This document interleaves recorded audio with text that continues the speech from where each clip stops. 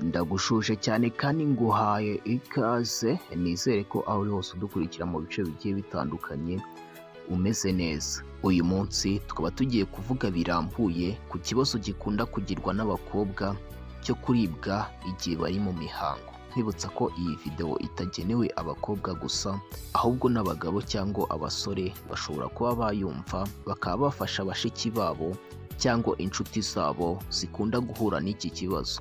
Turaza kureba rero ibibazo byose bigendanye n'imihango, harimo kuribwa mu mihango, imihango mike idashyitse ibabaza, imyinshi iryana, itagira gahunda ndetse no kutagira imihango, kuko tuza kureba bimwe mu bimera bishobora kuba byagufasha muri ibi byiciro byose mvuze haruguru.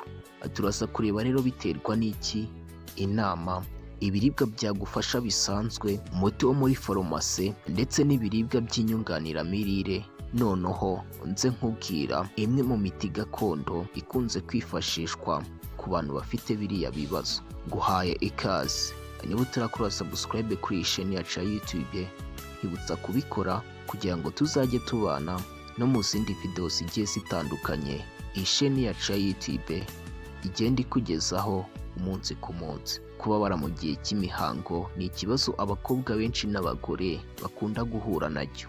Usanga buri wese wahuye n'iki kibazo ashakisha uko yagikemura akoresheje uburyo butandukanye, ndetse akanarangira mugenzi we uko yabigenje kugira ngo akire. Ese ni iki gitera uburibwe mu busanzwe mu gihe uri mu mihango? Ubusanzwe nta mpamvu yihariye ibitera, gusa hari izagaragajwe mu bushakashatsi. Muri zo twavugamo kuba atarabyara kandi akuze, kuba umuryango wanyu n'ubundi harimo abagira icyo kibazo, kuba waratangiye kujya mu mihango uri munsi y'imyaka 11, kuba unywa itabi, kuva amaraso menshi uri mu mihango, kuba ufite ukwezi guhindagurika, kuba ufite utubyimba muri nyababyeyi, kuba uturemangingo two mu mura twarakuriye mu bindi bice by'umubiri, kuba inkondo y'umura ifunganye cyane ku buryo amaraso asohoka bigoranye. Gusa nanone hari izindi mpamvu nyamukuru zishobora gutera ububabare mu mihango. Iki gihe twavugamo nk'inda iyo ugiye gucura cyane. Iyo ugira imihango, inda iragenda yikanya kugira ngo isunike amaraso asohoke. Ikindi cya kabiri, hari hormone nyinshi. Hari ibinyabutabire byitwa prostaglandins. Iyo ari byinshi cyane bitera inda kwikanya cyane n'ububabare bukiyongera. Ikindi, hari ukuba utarabyara cyangwa uri muto mu myaka.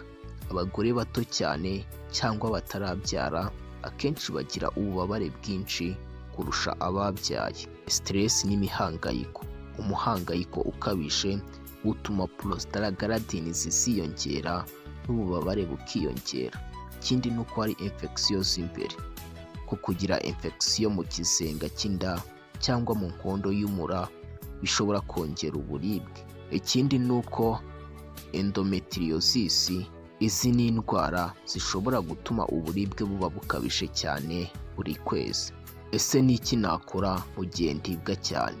Nko ku bundi buribwe bwose, ikintu cya mbere usabwa ni ugutuza, ukihangana, ukikuramo stress. Bimwe bikunda kugarukwaho hari ugufata icupa ry'amazi ashyushye ugashyira mu kiziba cy'inda no ku mugongo.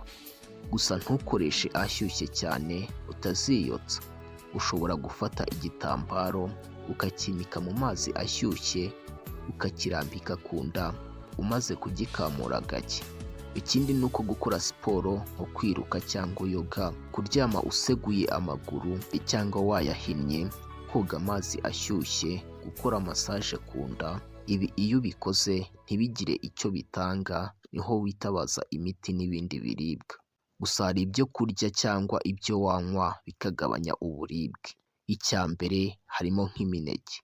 Imineke ni ikiribwa gikungahaye kuri vitamine B6, ari nayo ituma umubiri uhangana n'uburibwe. Irimo nka potassium ifasha mu gusohora amazi mu mubiri. Kuyirya rero bigabanya uburibwe. Icyo wamenya ni uko wakoresha iyo ushaka kuko nta gipimo. Ibiribwa bikomoka ku ngano. Ibi biribwa birimo amakaroni, birimo imigati, amandazi ndetse n'igikoma cy'ingano. Gusa hano ingano zivugwa ni zimwe zitavuyeho agahu k'inyuma, izo muzabona zanditseho whole grain kuko ariko gakungahaye kuri vitamine B6. Ingano kandi zikize kuri vitamine E, zinc, magnesium n'andi moko ya vitamine B. Ikindi cyagufasha hari ibihwagari.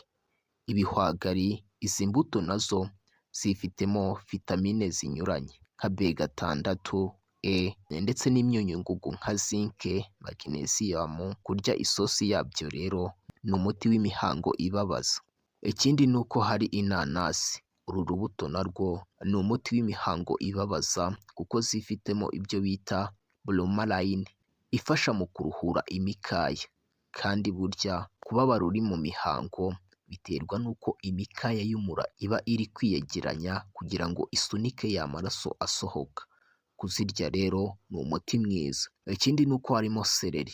Izi mboga ubanza tuzikundira ko zihumuza ibiryo, nyamara burya ni umuti w'imihango ibabaza kubera zifitemo icyo bita apiyoru ifasha mu gusohora amaraso vuba, bigatuma kuribwa bikira. Ikindi kiribwa cyagufasha hari icyo bita tangawizi.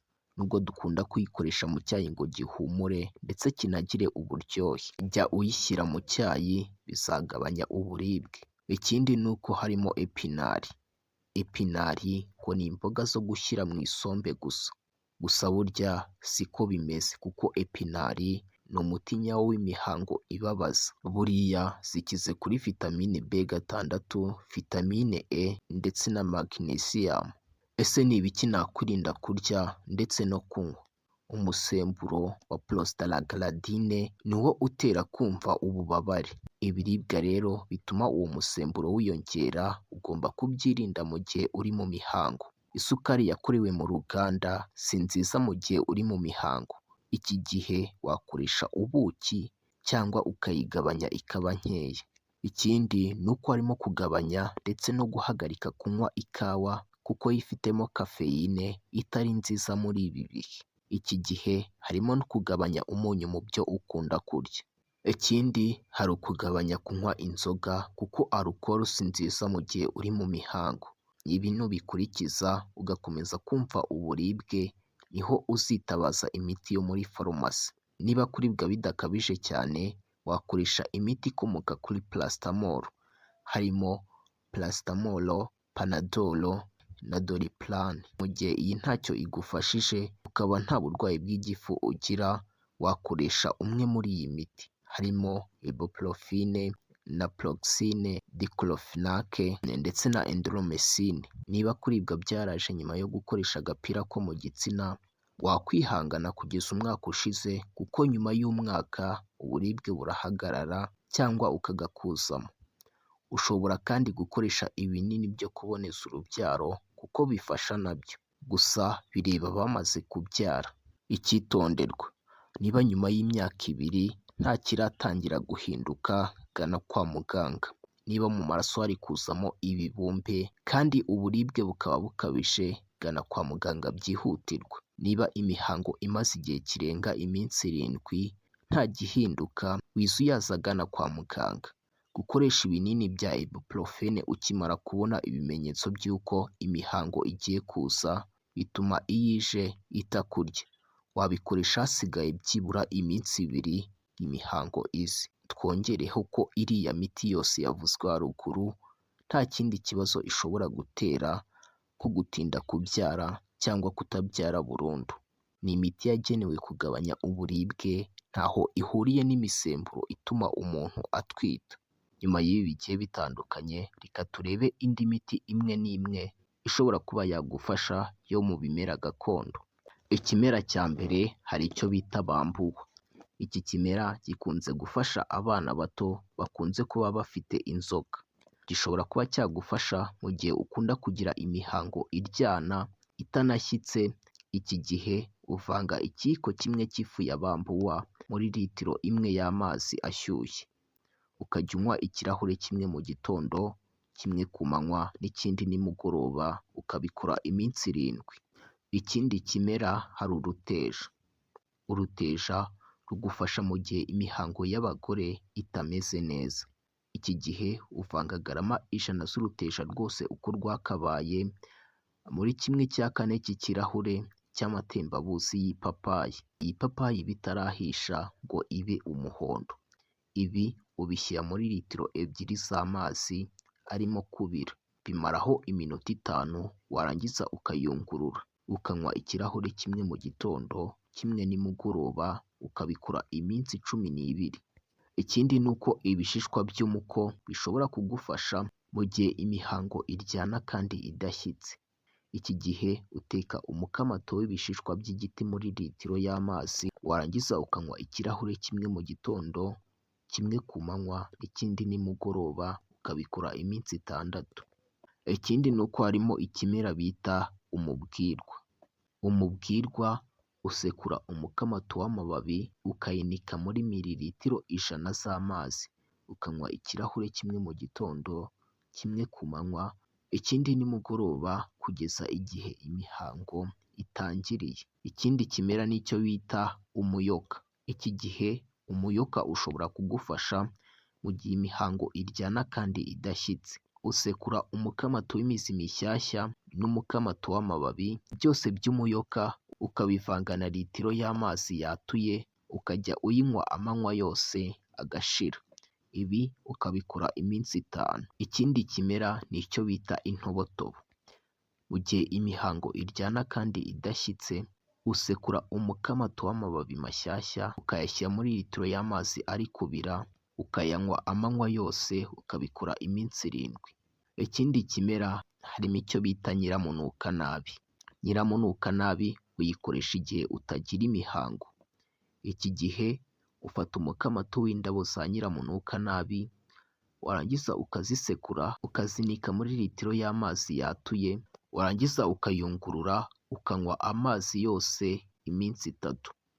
Ikindi kimera hari icyo bita umuravumba. Umuravumba ushobora kugufasha mu gihe imihango iza ari myinshi irenze urugero. Ndagushimiye cyane rero, tuzasubire ubutaha tugenda turebera hamwe n'ibindi bigiye bitandukanye. Iyi sheni yacu ya YouTube igenda ikugezaho umunsi ku munsi.